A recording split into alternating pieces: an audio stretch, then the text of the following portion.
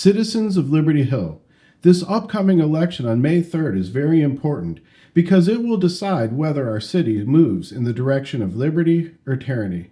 Hi, I'm Pastor Bill Brannan with the Liberty Hill Voters Association.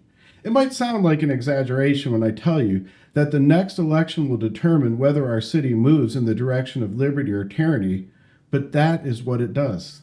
Our founding fathers understood that liberty is not usually lost by a cataclysmic event, but rather by small encroachments upon liberty. Those encroachments always appear as an angel of light, and many of the people who support them do not realize what is going on. That is what is happening in Liberty Hill right now.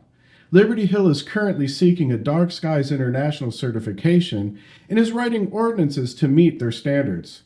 Personally, I believe the best government is local government and would prefer our elected officials would make the interests and rights of our citizens more important than an international organization.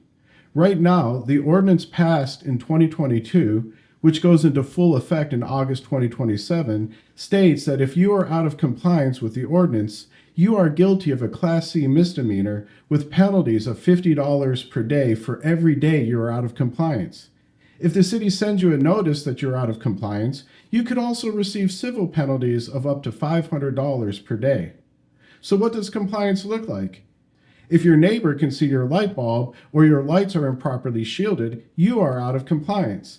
If light crosses the boundary of your property, you are out of compliance. If you put the wrong color light bulb in or the bulb has too many lumens, you are out of compliance. If you have more than 25,000 lumens on the outside of your property, you are out of compliance.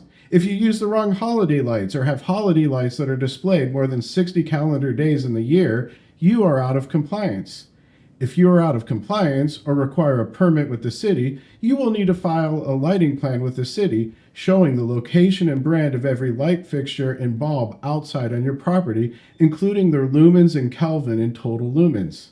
These ordinances are part of a growing regulation state that operates on the principle of big government rather than limited government.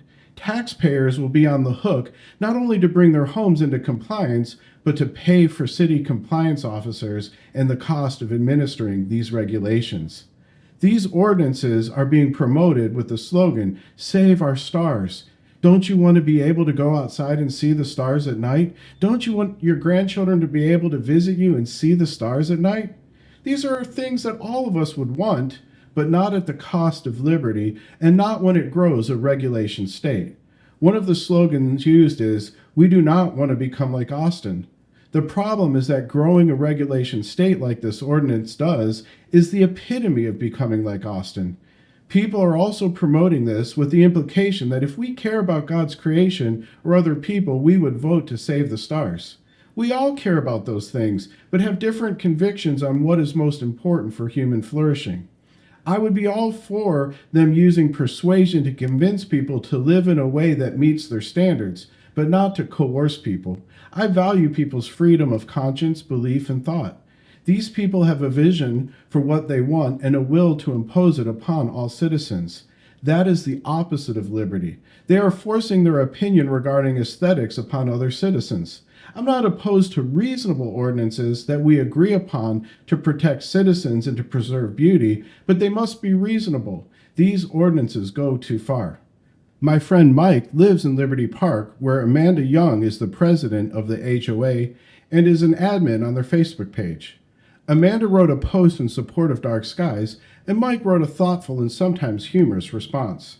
In response to her saying that without this ordinance, citizens would have no recourse if someone had a camera and a light pointed at their child's window.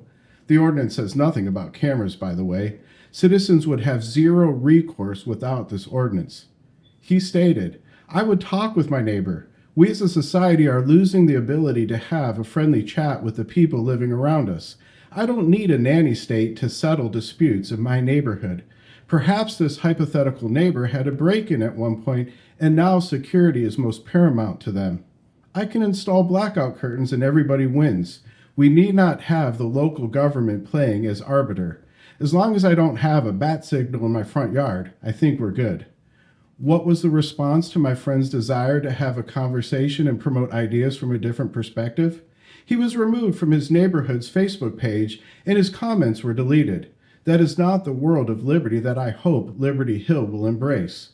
We are making these videos because we want citizens to know what is at stake in this important election. If you are in support of a regulation state, communism, Marxism, big government, government control, I support your freedom to do so, and I support you working to bring Liberty Hill in line with your values. Those are opposite values than the ones I hold, and I hope to persuade people to get out and vote on May 3rd to secure the principles of liberty in Liberty Hill.